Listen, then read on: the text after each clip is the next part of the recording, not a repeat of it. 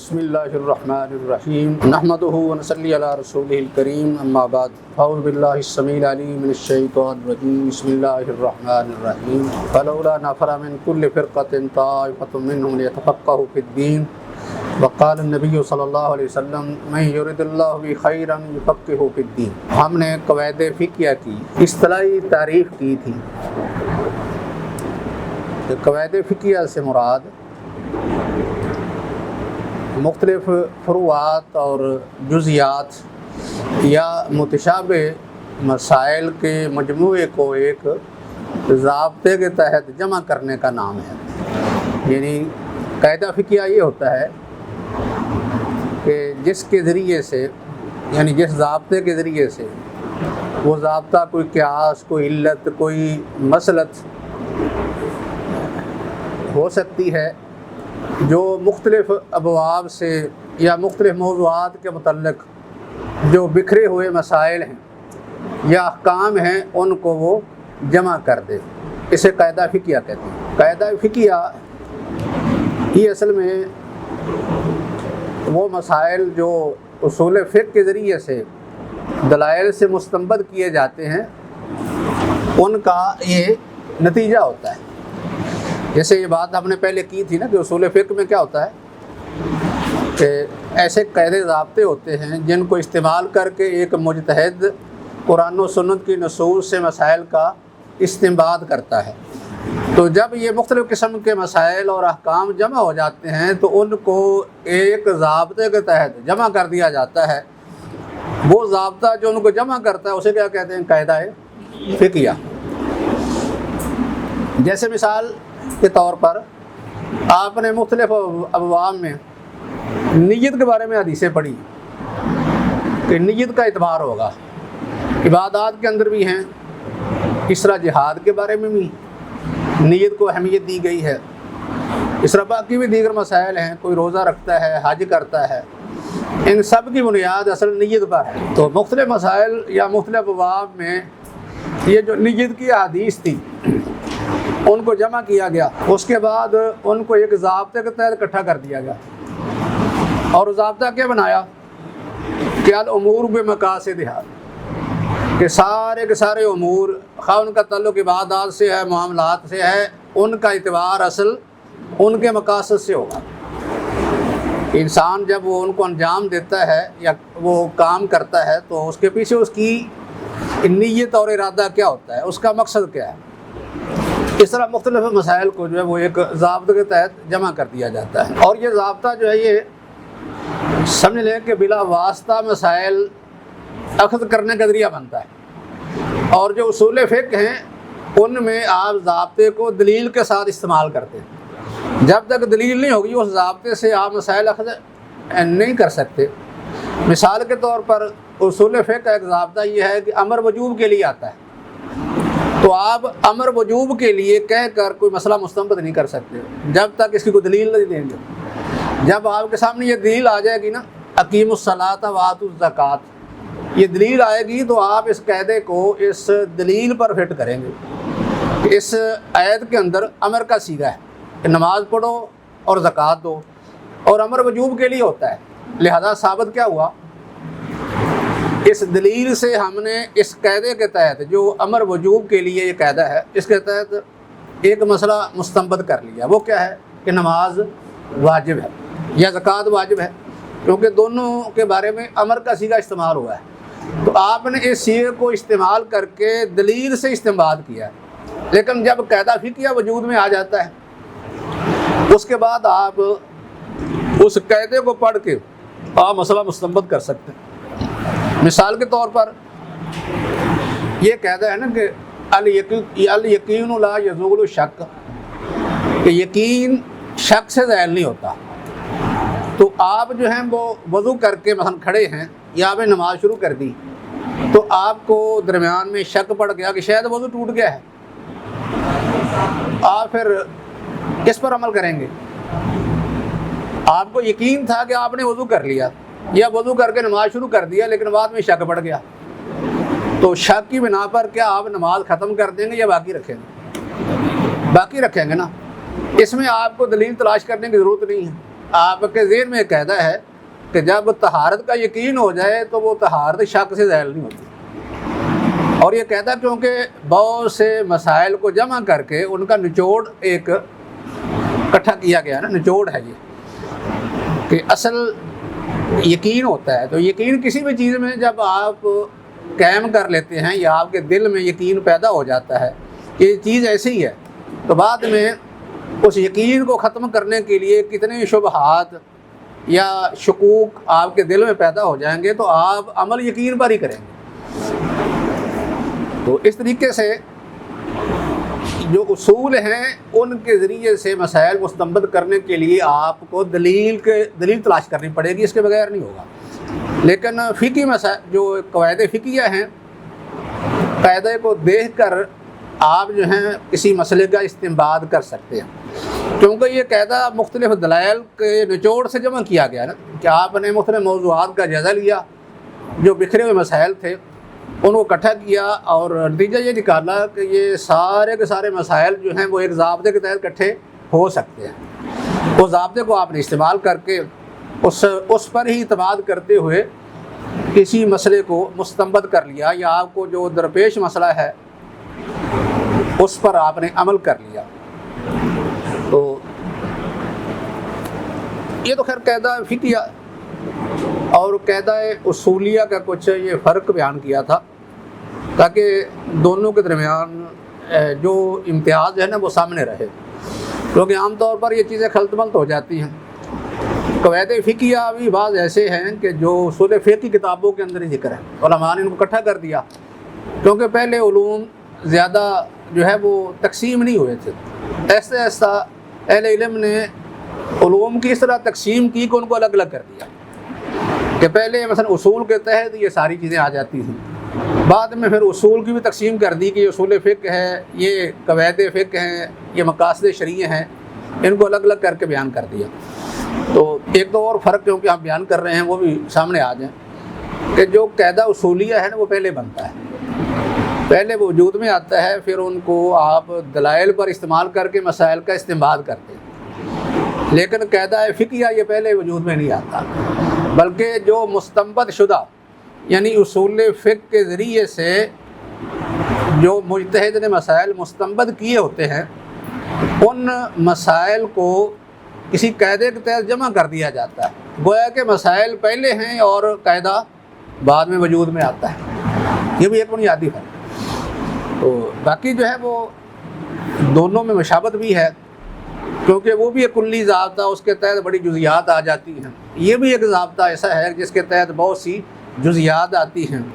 اصول فقہ جو ہیں یہ مسائل کے استنباط کے لیے ایک معیار ہے، اور جو قواعد فقہیہ ہیں یہ کیا ہیں؟ یہ مختلف منتشر مسائل کو ایک ضابطے کے تحت جمع کرنے کے لیے ایک معیار ہے. اس طرح یہ آپس میں اشتراک بھی رکھتے ہیں. تو اب اس کے بعد جو ہے وہ اس کی جو متعلقہ ابحاث ہیں ان میں ایک مسئلہ یہ ہے کہ کیونکہ یہ لفظ ہم قاعدہ استعمال کر رہے ہیں اس کے لیے، قاعدہ اور اس کی جمع قواعد، تو فقہ کی طرف نسبت کر کے ان کا نام رکھ دیا قواعد فقہ یا قواعد فقہیہ. اس طرح ایک لفظ ضابطہ استعمال ہوتا ہے، ضابط بھی اسے کہتے ہیں، ضابطہ بھی کہتے ہیں. تو کیا ان دونوں میں کوئی فرق ہے یا ایک ہی معنی میں استعمال ہوتے ہیں؟ بعض اہل علم نے کہا ہے کہ یہ دونوں ایک ہی معنی میں ہیں، ان کے درمیان کوئی فرق نہیں. بعض دفعہ اہل علم اس طرح استعمال کرتے ہیں کہ یہ ایک قاعدہ ہے، اس طرح اس کے تحت بہت سی جزیات آتی ہیں. بعض دفعہ یہ کہتے ہیں کہ یہ ایک ضابطہ ہے، اس کے تحت بہت سی جزیات آ جاتی ہیں، لہذا ان کے درمیان کوئی فرق نہیں ہے. لیکن کچھ اہل علم نے فرق کیا ہے، کہتے ہیں کہ ان دونوں کے درمیان فرق ہے. وہ فرق کس طرح؟ ایک فرق تو یہ ہے کہ جو قاعدہ ہوتا ہے وہ مختلف ابواب سے اخذ کیا جاتا ہے. مثال کے طور پر یہ جو قاعدہ ہے الامور بمقاصدہا یا الیقین لا یزول بشک، یہ قاعدہ جو ہے اس کا تعلق مختلف ابواب سے یعنی فقہی ابواب سے، ان میں سے بعض آپ کو مسائل ایسے ملیں گے جن کا تعلق نماز سے ہے، کسی کا روزے سے ہے، کسی کا زکوٰۃ سے ہے، کسی کا لین دین معاملات سے ہے، خرید و فروخت سے ہے، یعنی مختلف کو ابواب کہتے ہیں۔ فقہی ابواب جو مختلف موضوعات کے یعنی ہوتے ہیں، ان سے جو قاعدہ بنتا ہے اس کو ہم قاعدہ کہہ لیتے ہیں۔ لیکن اگر کسی ایک موضوع کے متعلق ہو تو پھر اسے ضابط کہہ لیتے ہیں، یہ ضابطہ کہہ لیتے ہیں ایک موضوع کے متعلق۔ مثال کے طور پر یہ تو قاعدہ جو ابھی میں نے ذکر کیا ہے الامور بمقاصدہا، اس کا تعلق تو سارے ابواب سے ہو گیا، لیکن ایک قاعدہ جو حدیث میں آیا ہے وہ ہے ایو احاب دوبے گا فقط طہورا، کہ جو بھی چمڑا رنگ لیا جائے وہ پاک ہو جاتا ہے۔ یہ قاعدہ نا ایک، جو بھی چمڑا رنگ لیا جائے تو پاک ہو جاتا ہے۔ تو اس قاعدے کا تعلق کس موضوع سے ہے؟ صرف چمڑوں سے، ہاں چمڑوں سے نہیں، چمڑوں کو رنگنے کے بارے میں صرف ایک موضوع ہے اس کا، چمڑوں کے بارے میں، باقی موضوعات اس میں نہیں آئیں گے۔ لیکن جب آپ کہیں گے الیقین لا یزول بشک یا الامور بمقاصدہا، اس کا تعلق سارے ابواب سے ہے، یعنی اس طرح یہ فرق ہو جائے گا۔ بلکہ بسا اوقات اس طرح بھی ہوتا ہے کہ جو قاعدہ ہے وہ تقریباً اتفاقی ہوتا ہے، کیونکہ بہت سے قواعد ایسے ہیں کہ سارے علماء نے ان پر اتفاق کیا ہے، اور کچھ قواعد ایسے ہیں جن کا تعلق خاص مسلک سے ہوتا ہے، ایک مسلک سے، ایک مذہب سے تعلق ہوتا ہے۔ ہمارے ہاں مذہب کا لفظ ذرا اور معنی میں استعمال ہوتا ہے، لیکن فقہا مذہب کا لفظ جو ہے وہ یعنی مسلک یا مکتب فکر کے لیے استعمال کر لیتے ہیں۔ تو بعض دفعہ جو ہے وہ قاعدہ ایک مسلک کا ہوتا ہے، اس کو ضابطہ کہتے ہیں۔ لیکن اگر قاعدہ اتفاقی ہو تمام مسالک کے ہاں، یعنی وہ تسلیم شدہ ہو، اس کو کیا کہتے ہیں؟ قاعدہ۔ یہ جو قواعد یعنی مشہور بڑے قواعد ہیں یہ تقریباً اتفاقی ہیں، سب کے نزدیک ان کو تسلیم کیا گیا ہے، الامور بمقاصدہا والیقین لا یزول بشک۔ لیکن کچھ ایسے ہیں کہ جن میں اختلاف ہے۔ مثال کے طور پر ایک احناف کے ہاں یہ قاعدہ ہے کہ ان المحرم اذا اخر النسک عن الوقت المؤقت او قدمہ لازمہ الدم، مثلا یہ قاعدہ احناف کے ہاں ہے کہ محرم جب کوئی حج کا کوئی عمل وہ وقت سے پہلے کر دے یا اس کے مقررہ وقت کے بعد کرے تو اس کو کیا ہوگا؟ دم لازم ہوگا۔ یہ مثلا قاعدہ ہے کہ جب کوئی محرم آدمی احرام کی حالت میں وہ حج کے اعمال میں سے کسی کو پہلے کر دے یا بعد میں کر دے، یعنی اس کے اصل مقرر وقت سے، تو اس پر دم لازم آئے گا۔ تو یہ قاعدہ کن کے نزدیک ہے؟ مثلا احناف کے نزدیک ہے قاعدہ۔ یہ اس قاعدے کا تعلق ایک مذہب سے، ایک مسلک سے ہے، تو اسے ضابطہ کہیں گے، یعنی یہ قاعدہ نہیں بلکہ ضابط ہے یا ضابطہ ہے۔ لیکن وہ جو سب کے ہاں تسلیم شدہ ہے، اتفاقی ہے یا متفق علیہ ہے، تو اسے قاعدہ کہیں گے۔ یعنی یہ بھی فرق کیا گیا، یعنی ایک فرق تو یہ تھا کہ اگر تمام ابواب سے کسی قاعدے کا تعلق ہے تو اس کو کہیں گے قاعدہ، لیکن اگر کسی ایک مسئلہ سے ہے تو پھر اس کو ضابطہ یا ضابط۔ جیسے ضابطے کی مثال ایک تو یہ دی تھی نا کہ ایو احاب دوبرا فقط طہورا، یہ بھی ہے۔ دوسری ایک مثال یہ بھی ہے کہ جس طرح اہل علم نے بیان کیا کل میتۃ نجسۃ الا السمک والجراد،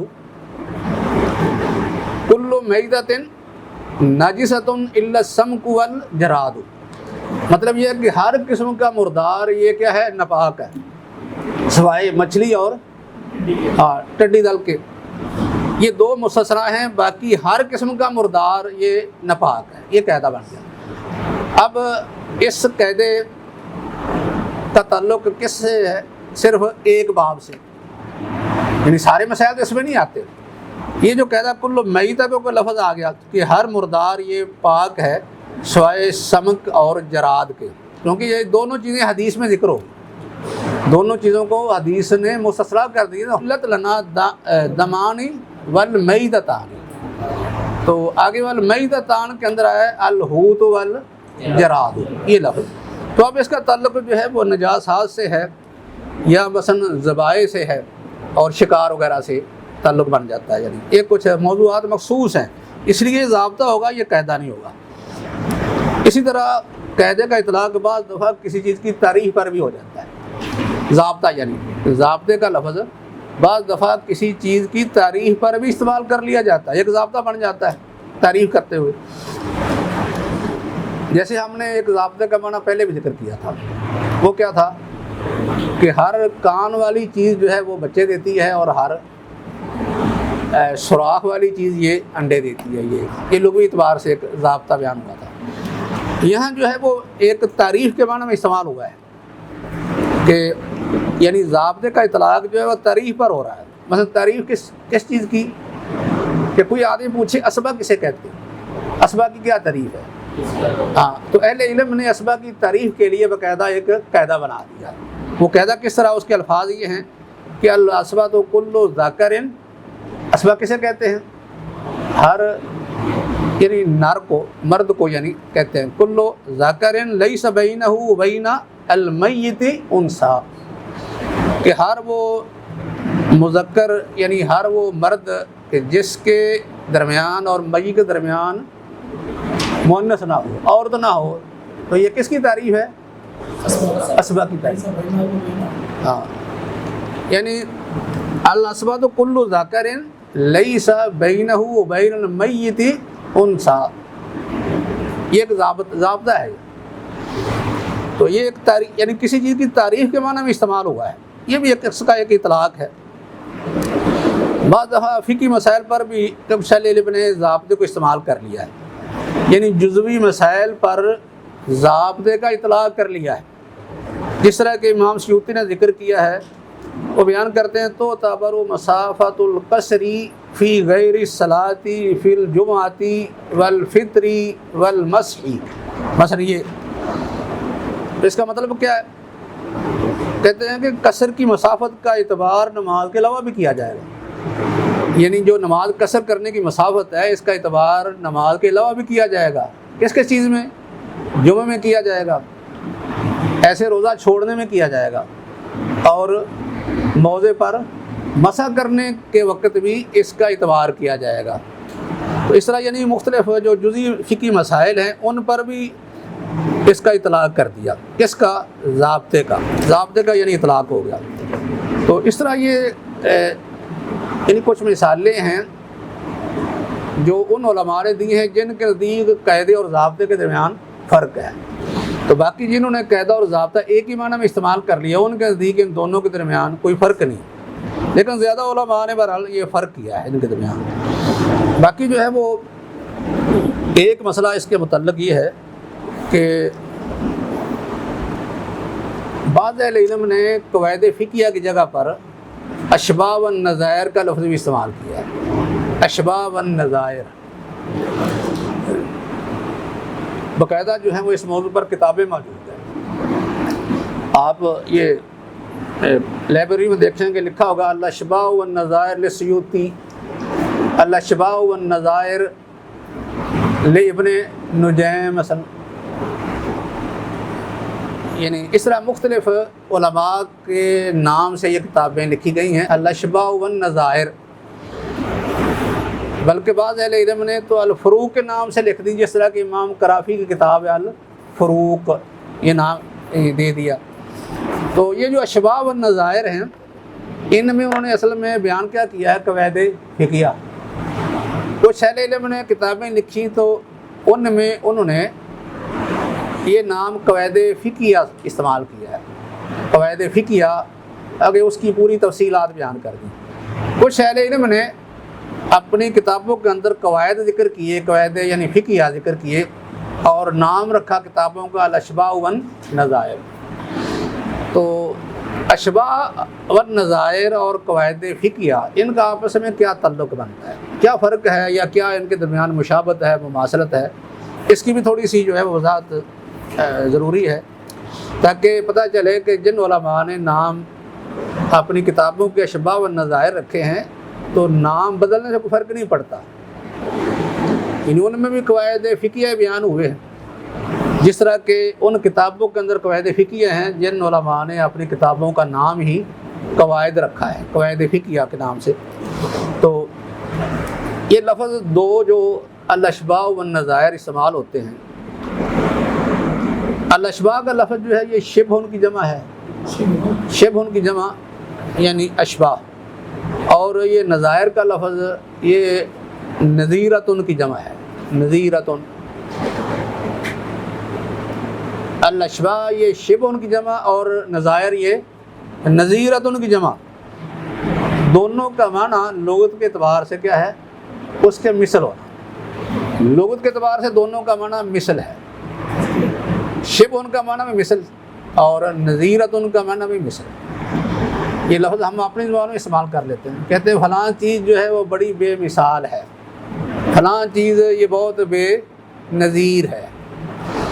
तो जिस वक्त किसी चीज़ के बारे में ये कहा जाता है तो इसका मतलब यह है इसकी कोई मिसाल नहीं, या बाज़ दफ़ा उसकी मिसाल दे दी जाती है कि फ़लाँ चीज़ की नज़ीर फ़लाँ चीज़ है, यानी ये उसकी मिसल है, या फ़लाँ की मिसल है, या फ़लाँ के मुशाबे है। तो इसका माना यानी लुग़वी एतबार से मिसल का है दोनों का। बाकी जो इस्तिलाह के अंदर कुछ अहले इल्म ने फ़र्क किया है, वो कहते हैं कि दो चीज़ों की मुशाबत अगर अक्सर वजूह में हो या अक्सर सिफ़ात में हो तो उसे क्या कहते हैं, अशबाह। लेकिन अगर कम सिफ़ात के अंदर मुशाबत हो तो उसको क्या कहते हैं, नज़ायर। यानी इस्लाह में ये फ़र्क किया है दोनों, क्योंकि हर चीज़ दूसरे की मिसल 100% नहीं होती, फ़र्क होता है ना कुछ। यानी बाज़ दफ़ा एक आदमी देखता है दूसरे आदमी को, वो कहता है कि ये फ़लाँ की मिसल है, हालांकि आप जायज़ा लें तो कुछ सिफ़ात आपको मिलेंगी, उसकी मिसल ज़्यादा नहीं मिलेंगी। लेकिन बाज़ दफ़ा आदमी ज़्यादा सिफ़ात में उसकी मिसल होता है, बल्कि बाज़ दफ़ा ऐसा भी होता है कि सिर्फ किसी एक सिफ़त में मिसल होता है तो फिर भी कह दिया जाता है कि ये उसकी मिसल है, सिर्फ एक ही वसफ़ में। तो इसलिए अगर ज़्यादा सिफ़ात में एक चीज़ की दूसरे के साथ मुशाबत हो उसको क्या कहते हैं, अशबाह। लेकिन अगर मुशाबत कम हो, कुछ सिफ़ात में हो तो उसको नज़ायर ये कह देते हैं। एक फ़र्क तो खैर ये किया गया है कि इस्तिलाह के अंदर इन दोनों के दरमियान यानी ये फ़र्क होगा कि नज़ायर के अंदर मुशाबत बाज़ वजूह में काफ़ी है, लेकिन मुशाबत में ज़्यादा में होनी चाहिए। लेकिन क़वायद के अंदर इन दोनों से मुराद अहले इल्म ने वो फ़िक़्ही फ़ुरू ली हैं, यानी फ़िक़्ही फ़ुरूई मसाइल लिए हैं, अहकाम लिए हैं, जिनको उलमा ने मुस्तंबत किया है। जैसे कि पहले हमने जिक्र किया कि क़वायद फ़िक़्ही असल ये क्या चीज़ है, इनका मौजू क्या होता है कि आपने एक दूसरे के साथ मिलते जुलते मुशाबत रखने वाले मसाइल व अहकाम को ही देखना है, और इन सब को बिखरे हुए जो मसाइल हैं वो अगर किसी एक कायदे के तहत इकट्ठे हो जाते हैं तो ये कायदा फ़िक़्हिया बन जाता है। ये जो जितनी फ़ुरू हैं या फ़ुरूई मसाइल आप कह लें या अहकाम कह लें, फ़ुरूई अहकाम या फ़ुरूई मसाइल या ये अहकाम की जुज़ियात सारी, ये क्या है, यही अशबाह नज़ायर। इनका दूसरा नाम क्या है, अल-अशबाह वन नज़ायर। ये जो हम मिलते जुलते मसाइल देखते हैं बिखरे हुए मुख्तलिफ़ मौज़ूआत के, इनको अशबाह व नज़ायर कहते हैं, क्योंकि ये सारे के सारे जो मसाइल हैं वो बिल्कुल बराबर तो इश्तराक नहीं रखते ना।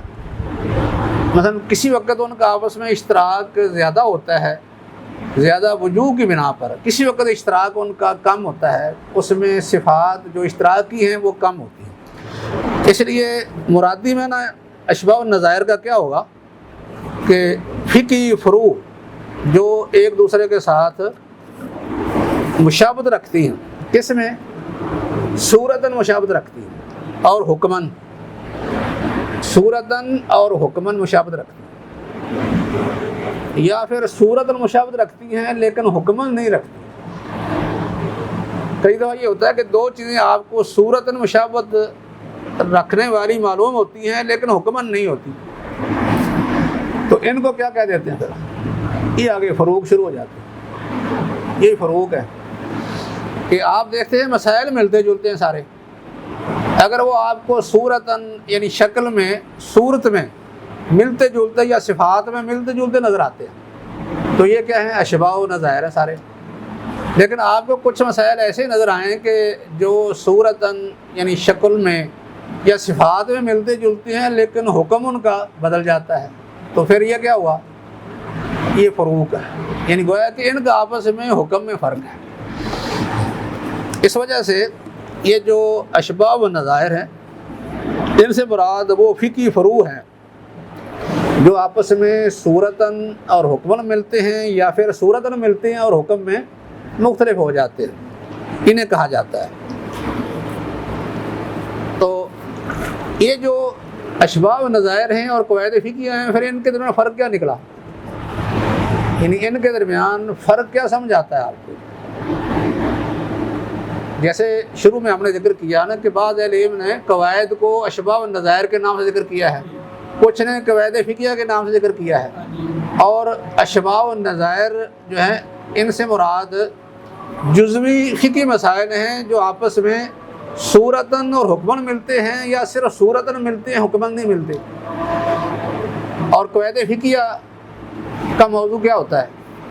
وہ بھی اس طرح ملنے والے، یہ ان کا موضوع ہے، یعنی قواعد فقہیہ کا موضوع تو یہی رہتا ہے، لیکن قاعدہ کب بنتا ہے؟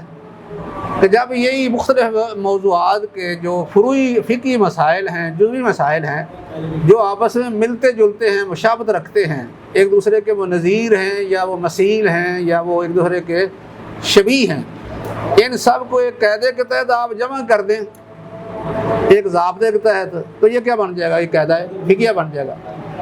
گویا کہ یہ جتنے جزیات یعنی فروعی مسائل ہیں، ان کو آپ ایک قاعدے کے تحت جمع کر دیتے ہیں تو یہ ایک ہے قاعدہ فقہیہ، اور جن جزیات کی بنا پر کرتے ہیں وہ جزیات کیا ہیں؟ وہ اشباہ و نظائر ہیں، یعنی جن جزیات کی بنا پر آپ جمع کریں گے وہ ساری کی ساری جزیات اشباہ و نظائر میں آئیں گی۔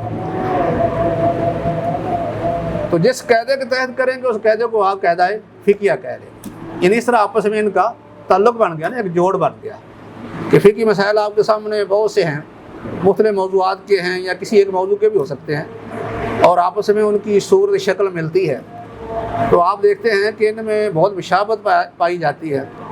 تو یہ ساری جزیات جو ایک دوسرے کے ساتھ مشابہت رکھتی ہیں، یا فروعی مسائل، جزوی مسائل، یہ کیا ہوں گے؟ یہ اشباہ و نظائر۔ لیکن جب ان کو ایک قاعدے ضابطے کے اکٹھا کر دیا جائے گا تو یہ قاعدہ فقہیہ بن جائے گا۔ اور یہ آپ جو ہے جب مسائل پر غور کریں گے تو یہ چیزیں آپ دیکھیں گے عملی طور پر۔ ایسے کئی لوگ اس لیے اعتراض بھی کرتے ہیں، اعتراض یہ ہوتا ہے کہ دیکھو جی یہ ایک شرعی حکم اس مسئلہ میں یہ ہے اور اس مسئلہ میں یہ اس سے مختلف ہے، جبکہ چیز تو ایک ہی ہے نا، یہ فرق کیوں ہے؟ یہ فرق کیوں کیا گیا ہے؟ ایک ہی ہونا چاہیے حکم۔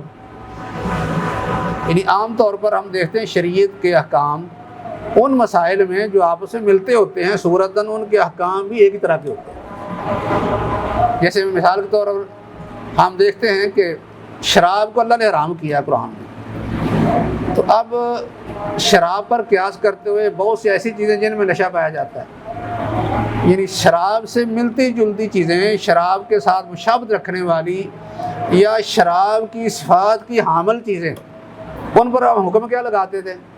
حرمت کا، کہ یہ بھی حرام ہے، کیونکہ شراب حرام ہے تو یہ بھی حرام ہے، یہ کہہ دیتے ہیں۔ لیکن کسی وقت ایسا ہوتا ہے کہ ایک آدمی سمجھ لیتا ہے کہ یہ چیز، یہ مسئلہ فلاں مسئلے سے مشابہت رکھتا ہے لیکن حکم بڑا مختلف ہے، یہ ایسا کیوں ہے؟ ایک ہی ہونا چاہیے تھا۔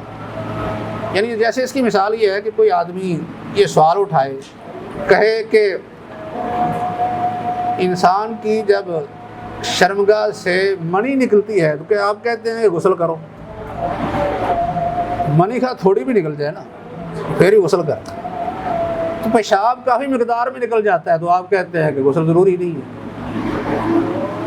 مشابہت تو ہے نا ایک، کہ ایک ہی جگہ سے دو چیزیں نکل رہی ہیں، پیشاب بھی وہ بھی نجاست ہے، بلکہ بڑی مقدار میں نکل رہا ہے، تو آپ کہتے ہیں غسل واجب نہیں۔ اور منی وہ تھوڑی سی بھی نکل جائے ہے، یعنی اس کی نجاست کے بارے میں ہر اختلاف ہے نا کہ وہ نجس ہے یا کہ نہیں، یہ مسئلہ اپنی جگہ پر ایک اختلافی ہے۔ زیادہ محققین کی رائے یہ ہے کہ یہ نجس یعنی نہیں ہے۔ تو بہرحال اگر جو لوگ نجس کہتے ہیں ان کا نقطہ نظر دیکھا جائے تو منی بھی ایسی چیز ہے جس سے انسان کچھ یعنی نفرت کرتا ہے، اور اور انسان کی یعنی مرد کی شرمگاہ سے وہ نکلتی ہے یا عورت کی نکلے تو اس سے غسل واجب ہو جاتا ہے۔ جب کہ پیشاب نکلے تو پھر پیشاب ہی نجس ہے، بلکہ پیشاب کی بدبو اس سے بھی زیادہ آتی ہے۔ منی جو ہے وہ کپڑے پر لگی رہے اتنی بدبو نہیں آتی، لیکن پیشاب اگر لگا رہے تو کچھ گھنٹوں کے بعد اتنی بو آتی ہے کہ انسان خود تنگ ہو جاتا ہے۔ تو لیکن پیشاب نکلنے کے بعد حکم مختلف ہے کہ آپ جو ہیں بس استنجا کریں یا نماز پڑھنی ہے تو وضو کر لیں، بس یہ کام، غسل کرنے کی ضرورت نہیں ہے۔ اب یہ مسئلہ جو ہے وہ یعنی صورتاً کچھ مشابہت رکھتا ہے لیکن حکم جو ہے وہ مختلف ہے۔ تو اصل میں یہ وہ لوگ جو اشکال پیدا کرتے ہیں ان کے نزدیک ہے نا کہ اصول شریعت کا یہ ہے کہ جو چیزیں یا مسائل آپس میں ملتے جلتے ہوں ان کا حکم ایک ہوتا ہے یا حکم مختلف ہو گیا ہے۔ بہرحال اس کا بھی ہر اہل علم نے جواب دیا ہے، یہ ثابت کیا ہے کہ ہمارا دین جو ہے وہ انسانی حقیقی عقل کے مطابق ہے۔ اگر آپ صحیح طرح عقل کو استعمال کریں تو اس میں کوئی ٹکراؤ نہیں ہے، ایسے ہی ہونا چاہیے تھا جیسے حکم ہے کہ منی جو ہوتی ہے اس پر غسل واجب ہونا چاہیے تھا اور پیشاب پر یعنی غسل واجب نہیں ہونا چاہیے، دونوں میں فرق ہے۔ پر یعنی اس میں یہ علماء ذکر کرتے ہیں در و تعارض العقل والنقل، کہ نقل اور عقل کا آپس میں تعارض نہیں ہے، لیکن عقل سلیم ہونی چاہیے جو صحیح طرح غور کر کے صحیح نتیجے پر پہنچے۔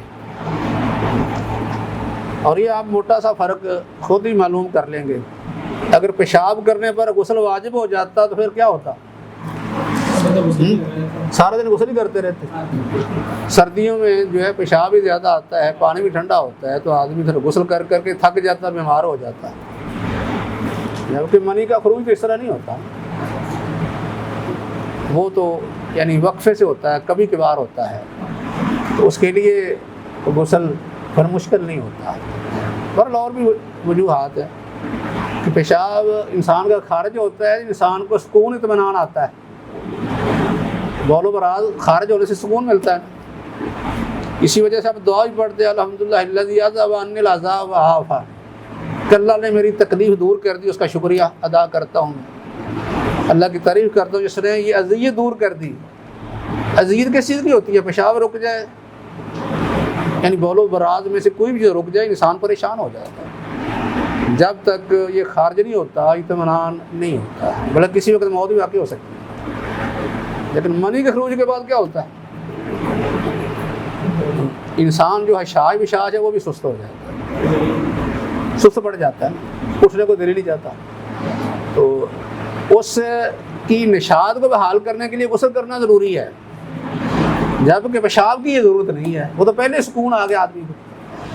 تو مقصد یہ تھا کہ بعض دفعہ مسائل واقعات ایسے ہوتے ہیں جو آپس سے ملتے جلتے ہیں لیکن حکم ان کا مختلف ہوتا ہے۔ تو یہ چیزیں جو آپس میں یعنی مسائل یا چیزیں ملتی جلتی ہیں ان کو کیا کہتے ہیں؟ اشباہ والنظائر۔ اگر ان کی مشابہت صورتاً ہو لیکن حکم میں فرق پڑ جائے تو پھر بھی اشباہ و نظائر میں شامل کر لیتے ہیں، اور بعض جو ہیں ان کا نام فروق کا رکھتے ہیں کہ دیکھو یہ چیز ایک ہی طرح کی لگ رہی ہے لیکن حکم ان کا یعنی مختلف ہو گیا ہے۔ وما علینا الا البلاغ۔